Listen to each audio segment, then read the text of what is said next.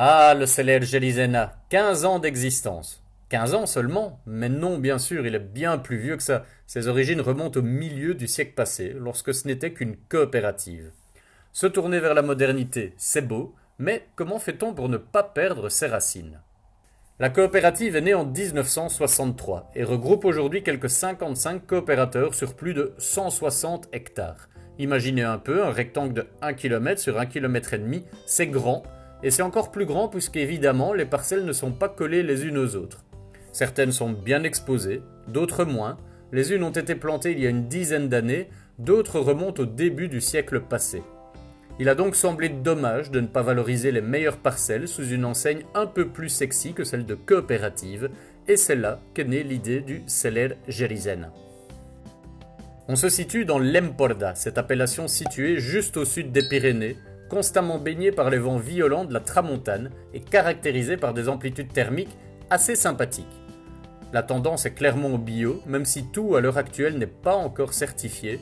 Le processus suit son cours, et pendant ce temps-là, les vieilles vignes de Grenache, Carignan, Muscat et Macabeo continuent d'être traitées naturellement, quels que soient les aléas de la météo.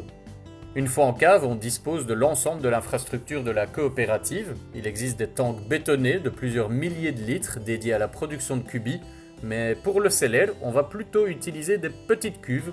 On dispose également d'un joli cellier de barriques neuves de chêne français, et on se risque également à redécouvrir des méthodes plus ancestrales, comme les jarres de terre cuite ou les Marie-Jeanne placées sur le toit de la coopérative. Tout ceci nous amène à découvrir non pas tellement des gammes, puisqu'on se situe déjà dans le haut du panier, mais donc bien plutôt des esprits. Nous avons les Celler Gerizena classiques, reflétant le caractère empourdanais, les Tramuntanars, plus originaux, les Ergots, bénéficiant d'ores et déjà de la certification bio, et les vins mutés, liquoreux, tellement emblématiques de la région, viennent compléter la gamme. Impossible de découvrir le Celler Gerizena sans s'intéresser à la coopérative qui l'a vu naître, et ça tombe bien, on est tout près de la frontière, à 10 minutes de l'autoroute.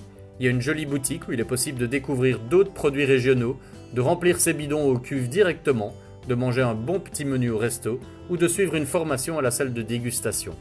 On ne perd donc absolument rien à s'y arrêter, si ce n'est d'encourir le risque d'en faire, par la suite, une étape obligatoire lors de chaque passage en Espagne. À vos risques et périls donc, vous voilà prévenus.